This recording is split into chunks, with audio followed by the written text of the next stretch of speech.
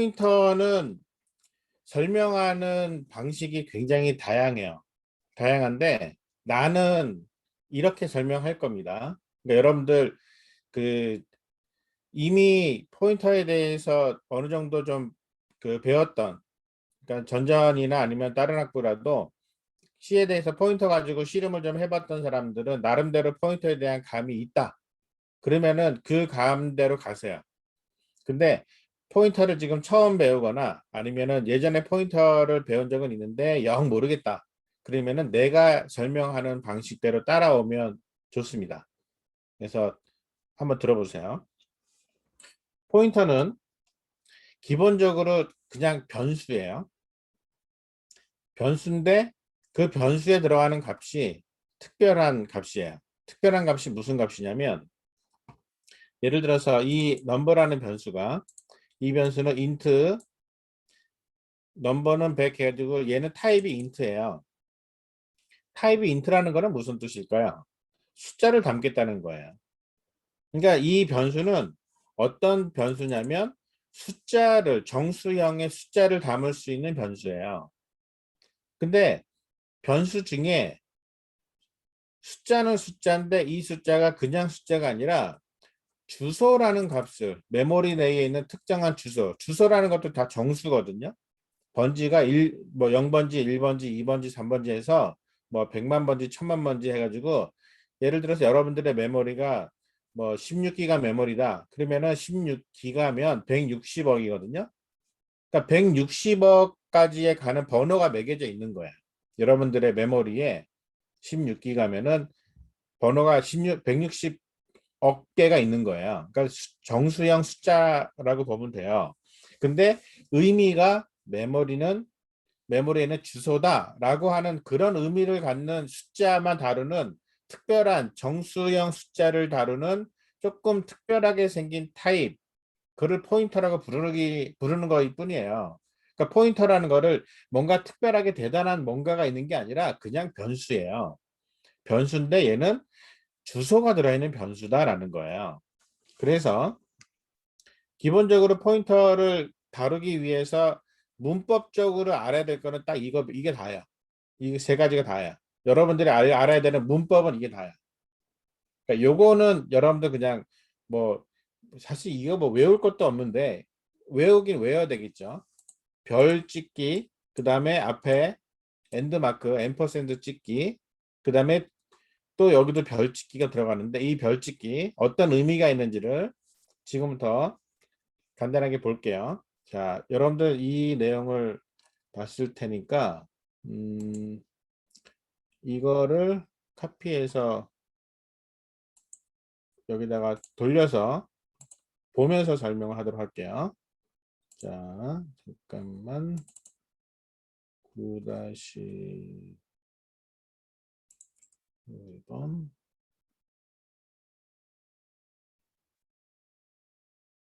표를 해봅시다.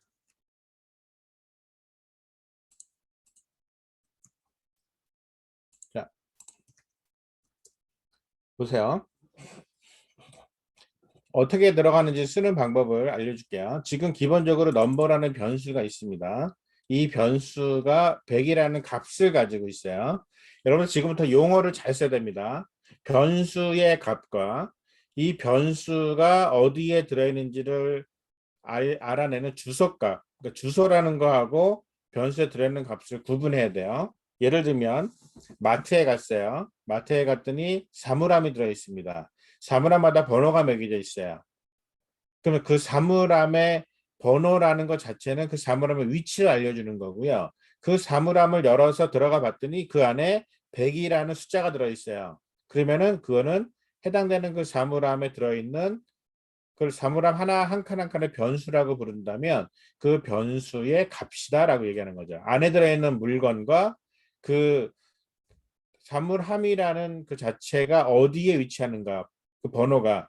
그러니까 이제 포인터와 메모리에 대한 얘기를 듣다 보면은요, 여러분들이 마트에 가서 사물함을 봤을 때 그게 메모리처럼 보이는 거야. 아, 0번부터 출발해서. 물론 사물함은 번호가 0으로 출발하지는 않겠지만 어쨌든 전부 다 하나하나가 주소가 매겨져 있는 셈이에요. 그러니까 비슷한 느낌이 어디에 들어가면 극장에 가면은 좌석표에 번호가 붙어 있잖아요. 그러면 전부 다 정해져 있는 주소가 있는 거예요. 위치 값이 있는 거예요. 거기에 지금 누가 앉아 있느냐라는 게 해당되는 변수의 값입니다. 자, 일단은 그냥 실행을 해볼게요. 여러분들 교재에 나와 있는 이 예제를 그대로 타이핑을 해서 실행을 시켜봐야 여러분들 확실하게 느껴집니다. 자, 지금부터 이 내용을 설명을 해볼게요. 잘 들어보세요. 자, 보면은 이거는 실행할 때마다 값이 조금씩 달라집니다. 넘버의 값이라고 되어 있습니다. 넘버의 값. 자, 넘버의 값은 그냥 넘버라고 이름을 붙이면 이게 넘버의 값이에요. 이게 변수에 대한 읽기와 쓰기에서의 읽기, 기본적인 읽기예요. 오늘 포인터에서 여러분들이 핵심적으로 다룰 원리가 포인터 변수에 대해서 읽기와 쓰기를 터득하기. 자, 이게 오늘의 여러분들의 핵심이에요. 읽기와 쓰기. 얘는 그냥 변수예요. 넘버는 그냥 변수. 얘가 바로 포인터 변수예요. 포인터 변수는 어떻게 구분하느냐? 타입 이름 뒤에 별을 붙인다. 자, 이게 포인터 변수의 타입이에요. 인트에 별 붙이기. 별 딱 붙여놓으면 이렇게 선언하면 얘는 지금부터 얘는 포인터다라는 얘기예요. 엄밀하게 말하면 포인터인데 그 포인터에 해당되는 주소 안에는 반드시 정수값이 들어가야만 하는 그런 주소값이다라고 하는 거죠. 그러니까 우리가 그 극장에 딱 들어가서 보면은 극장에 예를 들어서 이 좌석은 일반석이야. 이 좌석은 커플석이야. 뭐 이 좌석은 VIP석이야. 이런 식으로 좌석마다 번호가 매겨져 있고 번호마다 앉을 수 있는 입장권의 종류가 구분돼 있잖아요. 그런 의미라고 생각하면 돼요. 인트 별. 그러면 얘는 인트만 들어갈 수 있는 어떤 주소가 정해져 있는 거예요. 그래서 지금 넘버라는 값을 100이라고 찍었어요. 이렇게 찍었습니다. 넘버는 100이에요. 그런데 넘버가 그럼 메모리에 어디에 얘는 지금 메모리에 어떤 주소에 들어가 있을지 지금까지는 여러분들 전혀 궁금해하지 않았습니다. 오늘부터 조금 궁금해해도 된다는 거예요. 왜냐면은 우리는 이제 주소를 좀 다루려고 해보는 거니까. 그래서 그 주소를 알아내는 방법이 바로 이거예요. 앞에 앰퍼샌드라고 붙여요. 즉 무슨 얘기냐면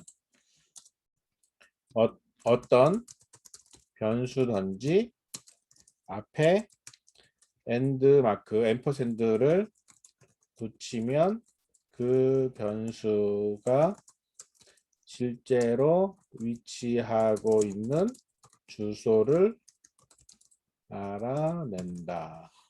주소를 알아내는 일종의 연산자라고 보면 돼요. 그러니까 얘는 넘버라는 변수가 주소가 뭔지를 알려줘요.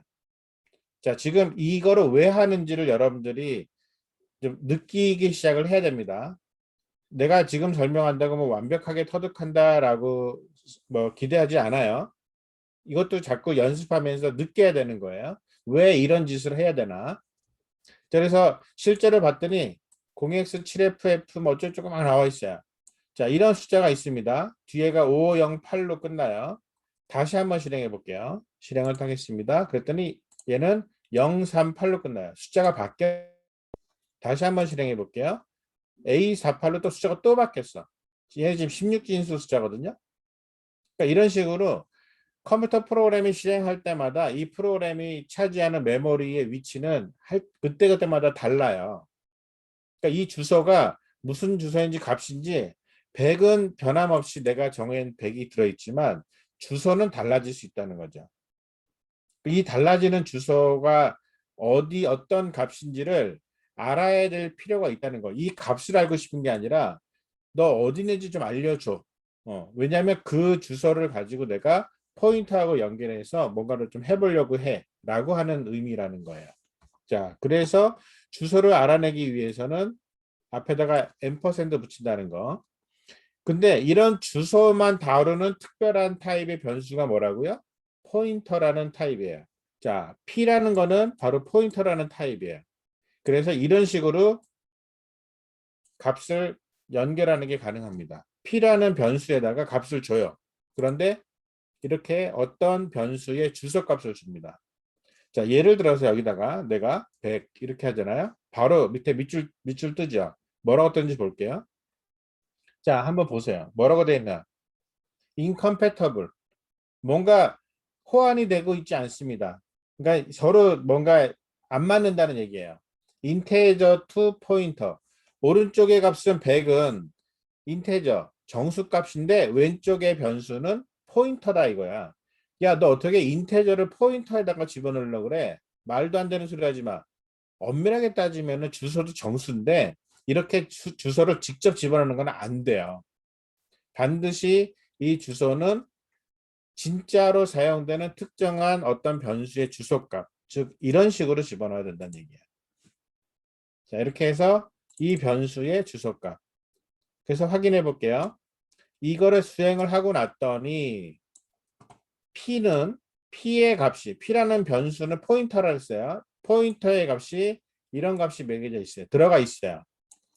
자, 이 값 넘버는 100이라는 값이 저장되어 있는데 넘버의 주소는 어쩌고 저쩌고 A48이에요. 근데 P가 무슨 값이 들어가 있더니 어쩌고 A48 해서 이 값이 그대로 들어가 있어요. 이 값이 그대로 들어와. 이게 포인터 변수가 포인터를 갖게 된 거예요. 아, 드디어 얘는 주소를 하나를 쥐고 있는 거예요. 그런데 P도 역시 변수잖아요. 그래서 P라는 너는 그러면 너는 어디 있니? 라고 물어보는 거예요. 너는 위치가 어디니? 물어봤더니 얘는 나는 어쩌고저쩌고 A40에 있어 라고 하는 거죠. 얘도 어딘가 다른데 지가 차지한 위치가 있는데 사실은 그 위치는 별로 알고 싶지 않은 거예요. 그냥 넘버라는 값의 주소를 가지고 내가 뭔가를 다루고 싶은 거죠. 자, 그렇게 해서 P의 값에 저장된 값. 얘는 P는 기본적으로 P는 포인터라고 했잖아요. 그러니까 포인터를 통해서 자, 세 번째 문법이 나옵니다. 포인터 변수를 통해서 그 주소 값에 어떤 값이 들어 있는지를 알아내려면 포인터 변수 앞에 별을 붙여준다. 자, 지금부터 여러분들 헷갈립니다. 자, 눈을 크게 뜨고 잘 들으세요. 별이 지금 변수 앞에 이렇게 붙어 있어요. 별이 붙어 있는 뒤에 변수가 포인터다. 그랬으면 이렇게 해서 두 개가 별 P 딱 해놨으면 얘는 무슨 의미냐면 P가 포인터인데 실제로 그 포인터 주소 값을 들어가서 상자의 문을 연 거예요. 즉 여기에서 A48이라고 하는 그 값이 P의 값이잖아요. 포인터의 값이에요. 이 주소를 들어가서 이 안에 뭐가 들어있는지를 열어서 봤더니 그 안에 뭐 들어있어요? 여기는 누가 쓰는 주소예요? 넘버가 쓰는 주소거든요. 넘버가 저장된 넘버의 주소잖아요. 근데 넘버 안에는 뭐가 들어있어요? 100이 들어가 있어요. 이 얘기는 A48 어쩌고저쩌고 끝나는 이 주소 안에 100이라는 숫자가 들어있다는 얘기예요. 메모리에 그 칸에 100이 들어있는 거죠. 근데 이거를 넘버라는 변수 이름으로도 들어갈 수 있지만 P가 넘버의 주소를 알고 있기 때문에 P를 통해서도 100을 알아낼 수 있다는 얘기예요. 그걸 알아내는 방법이 바로 이렇게 별 P를 찍어라 그랬더니 별 P를 찍어라 그랬더니 P의 값에 저장된 값. P의 값은 엄밀하게 따지면 주소값. 그 주소에 실제로 들어있는 값은 100. 자, 그 다음 단계로 넘어가는 게 바로 그렇다면 이제는 넘버의 값을 바꾸고 싶어요. 자, 넘버의 값을 바꾸려면 우리는 어떻게 바꾸면 되냐면 넘버는 200 이렇게 바꿔주면 넘버의 값을 바꿀 수 있어요. 당연하죠. 우리가 그동안에 한 게 이런 거니까. 그런데 이렇게 안 하고 포인터를 통해서 해당되는 그 값을 들어가 있는 실제 값을 바꿔줄 수가 있어요. 그게 바로 앞에 별을 찍어서 이 변수가 포인터에 대해서 실제로 포인터의 주소에 해당되는 값을 바꾸는 작업을 하는 겁니다. 이게 포인터는 주소잖아요. 그 주소를 분해한다. 주소를 원래의 변수로 되돌린다라는 그런 컨셉이라서 이거를 전문 용어로 디레퍼런싱이라고 얘기를 합니다. 레퍼런스가 바로 주소 값을 찾아 나가는 거거든요. 레퍼런스라는 거는 주소를 의미를 해요. 그래서 디레퍼런스는 주소에 들어있는 값을 끄집어내겠다라고 하는 거죠. 자, 포인터를 통해서 실제로 포인터가 가리키고 있는 값의 내용을 읽고 쓸 수 있게 되는 장면입니다. 바로 P200을 딱 걸었어요. 그랬더니 보세요. 여기에서 A40이라는 이 주소는 원래 넘버에게 할당된 주소예요. 그 주소는 그대로 갖고 있습니다. 포인터가 그대로 가지고 있어요. 그런데 별 P는 200이라고 수행을 했어요. 그러고 났더니 당연히 P의 값에 저장된 값이 아까는 100이었는데 200을 수행을 하면서 얘가 200이 됐어요. 그러고 나서 화면에서 이번에 넘버라는 값을 다시 찍어 봤더니 위에서 여기서 찍었을 때는 100이 찍혔는데 밑에서 찍었을 때는 넘버의 값을 바꾼 적이 없는데 200으로 바뀌어 있다는 거예요. 이게 결국 포인터를 쓰는 이유의 가장 기본입니다. 즉 변수의 값을 줬는데 변수 값을 직접 바꾸지 않고 포인터를 통해서 이 변수의 값을 바꾸고 싶어요. 그럴 때 바로 이 포인터 이 변수에다가 이 변수의 주소만 알려주면 그 다음부터는 주소를 아니까 실제로 들어가서 마음대로 바꾸는 거예요. 이게 기본적인 이론인데 이거는 이제 여러분들 내가 올려놓은 동영상에 다시 설명이 나오니까 동영상을 다시 한번 꼭 다시 보고요. 이제 간단한 예를 하나 진행을 해볼게요.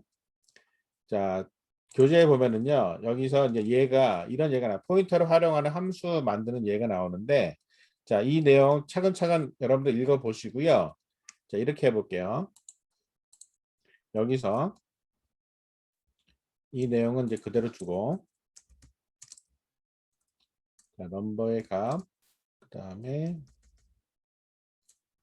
자, 넘버의 값을 넣고, 이렇게 한번 해볼게요. 자, change라는 함수를 주고요. 자, 함수 넣고, 함수를 놨습니다. void change. 자, 여기에다가 얘는 뭐 하고 싶은 거냐면 이런 걸 하고 싶은 거예요. 자, n이라는 값을 가지고 와서 자, 이거 하고 싶은 겁니다. 여러분들 상상력을 동원을 해보세요. 자, 이렇게 해서 n을 만이라고 바꾸고 싶은 거예요. 그러면 여기다가 예를 들어서 넘버라고 자, 넘버 이렇게 해서 넣었어요. 자, 실행하기 전에 물어봅시다. 화면에 찍으면 처음에 넘버의 값은 100이에요. 그 다음에 change 해서 넘버를 파라미터로 줬어요. 그 다음에 프린트프로 다시 넘버를 찍었습니다. 자, 두 번째 찍힌 넘버의 값은 몇이 나올 거야? 이 값이 100 또는 만일 텐데 100이 나오느냐 만이 나오느냐에 따라서 여러분들이 포인터를 이해를 하느냐 못하느냐가 이제 시작이 됩니다. 자, 실행해 볼게요. 실행해 보면은 100이에요. 분명히 체인지 내가 파라미터로 넘버를 던졌어요. 넘버를 던졌는데 얘는 파라미터로 받은 그걸 가지고 만이라고 고쳤어요. 근데 얘는 변함이 없어요. 이게 무슨 얘기냐면 change에다가 change 함수에 number라는 변수를 이 변수를 던진 것이 아니고 넘버의 값을 던진 것이다. 주기와 받기의 원리가 이거예요. 넘버를 내가 체인지에다가 넘버를 줬는데 이게 줄 때 넘버를 준 게 아니라 현재 시점에서의 넘버가 가지고 있는 값을 던진 거예요. 즉 얘는 받았을 때 실제로 얘는 어떻게 받은 거냐면은 메인으로부터 체인지 100을 받은 거야. 이 얘기는 결국 무슨 얘기냐면은 이 함수는 시작하기 전에 n은 100으로 시작을 한 거야. 그리고 이 함수에서는 n을 만으로 고쳤을 뿐이야. 그리고 리턴했어. 아무것도 안 했어. 그러면 이 n이 100에서 만이 됐든 안 됐든 얘하고는 아무 상관없다는 거예요. 자, 혹시라도 여러분 여기서 얘를 넘버라고 바꾸고 얘도 넘버라고 이렇게 바꿨어요. 넘버라고. 자, 이러면 혹시 만으로 바뀔까요? 넘버가? 아까 내가 열심히 얘기했죠. 같은 동네, 다른 동네, 얘 메인 동네에 사는 넘버하고 체인지 동네에 사는 넘버는 서로 다른 넘버예요. 이름만 같은 동명이인입니다. 그래서 이제 포인터를 적용을 할게요. 그래서 결국 메인에서 쓰는 변수의 값을 함수에게 바꾸도록 하고 싶으면 어떻게 하느냐? 값을 줘야 되는데 어쨌든 값을 줘야 하는데 변수의 값을 그냥 줘봤자 아무 소용없다는 것을 알았다. 알았죠? 그래서 주소값을 던져주기로 하자. 주소를 주는 거예요. 왜? 주소를 주면은 함수에서 그 주소의 값을 가지고 와서 쓸 수 있으니까. 그래서 자, 잘 보세요. 넘버가 아니라 인트 별입니다. 자, 인트 별. 그리고 이름도 정확하게 헷갈리지 않게 여기다 그냥 포인터를 의미하는 P라고 쓸게요. 자, 포인터 P예요. 똑같이 맞출게요. 인트 별의 포인터. 즉 얘는 야 내가 함수한테 너한테 포인터 줄게. 그러니까 포인터를 받았어요. 그랬더니 이제 여기는 P는 만이 아니라 P를 열어서 디레퍼런싱한 별 P예요. 이렇게 딱 찍으면 P라는 주소를 열어서 그 안에 있는 값을 내가 만으로 교체한 거예요. 그러면 줄 때도 잘 줘야 되겠죠. 넘버를 그냥 주면 안 되고 주소 값을 던져주기로 해야 되겠죠. 그래서 앞에다가 주소 값을 알아내는 앰퍼센드를 찍어주는 겁니다. 자, 이렇게 해서 실행했더니 넘버 값이 100에서 만으로 바뀌어요. 이게 포인터를 사용한다는 얘기예요. 내가 어떤 값을 줬을 때 이거를 값을 줘야 되기 때문에 그냥 변수의 값을 주는 게 아니라 변수의 주소 값을 던져줌으로 인해서 뭔가 함수가 할 수 있는 일이 늘어나는 거예요. 함수의 역량이 커지는 겁니다. 자, 이런 느낌을 여러분들이 포인터를 통해서 배워나가는 겁니다. 포인터는 초반에 확실하게 이해해야 굉장히 쉬워집니다. 포인터 갖고 지지에 끌면 안 돼요. 그래서 여러분들 오늘 내가 간단하게 설명을 했지만 동영상 올려놓은 LMS 동영상 올려놓은 거 다시 한번 차근차근 다시 들어보고요. 그 다음에 포인터를 설명하려고 무지하게 애를 쓰는 수많은 유튜버들이 있어요. 코딩 좀 해봤다는 유튜버들이 있어요. 유튜브에 포인터 관련된 동영상 중에 한 2개 정도를 한번 들어보세요. 설명하는 방식은 다 제각각이지만 결국은 같은 얘기를 하고 있는 겁니다. 그래서 비교하면서 좀 듣다 보면은 포인터에 대한 느낌이 올 거예요.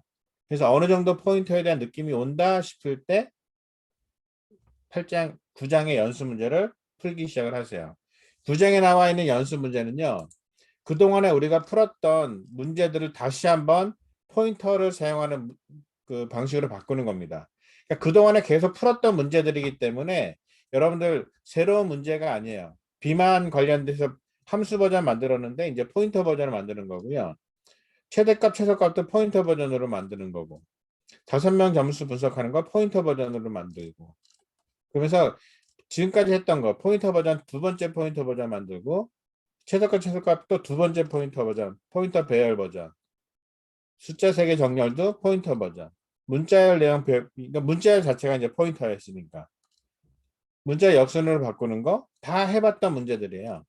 그러니까 예전에 문제를 풀어놨던 거를 소스를 다시 열어놓고 얘를 어떻게 하면은 포인터를 바꿀 수 있을까라는 거를 연습을 하기 시작을 하세요. 아마 이번 주가 여러분들 연습하는데 질문이 제일 많이 나올 거예요. 처음 접하는 개념이기 때문에. 근데 이번 주에 포인터에 대해서 어느 정도 깨줘야 다음 주부터가 좀 더 편해집니다. 그래서 지난주에 함수와 이번 주에 포인터 두 개를 잘 엮어서 연습을 충분히 해보면서 질문을 많이 하기